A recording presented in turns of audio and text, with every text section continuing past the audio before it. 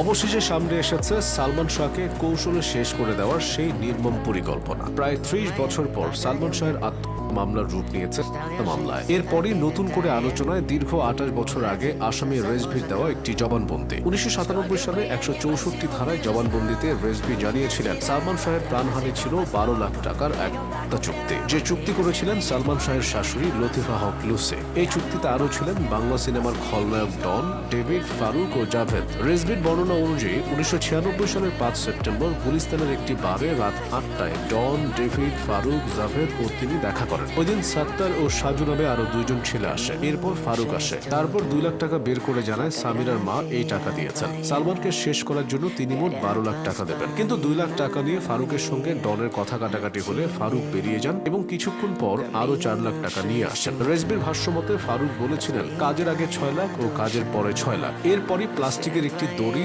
Syringe ইত্যাদি গুছিয়ে নেওয়া হয়। এই প্রাণহানির লোমহর্ষক বর্ণনা দিয়ে রেজভি আরো বলেছিলেন রাত ২:৩০টায় সালমানের বাড়িতে যান ডন, ডেভিড, ফারুক ও আজিজ ভাই। রেজভির দাবি সে রাতে ঘুমন্ত সালমানের উপর ঝাঁপিয়ে পড়েন তারা। নারকীয় এই কাজে উপস্থিত ছিলেন সামিরা, সামিরার মা লুসি এবং আত্মীয়া রুবি। ঘুমন্ত সালমানকে ক্লোরোফর্ম দিয়ে বেহুশ করেন সামিরা। কিছুক্ষণ পর সালমানের জ্ঞান ফিরলে সবার শুরু হয় ধস্তাধস্তি। এ সময় তার শরীরে ইঞ্জেকশন পুশ করতে বলেন আজিজ। সালমানকে শেষ করার পর সিলিং ফ্যানে ঝুলিয়ে দেওয়া হয় তার দেহ। রেজভির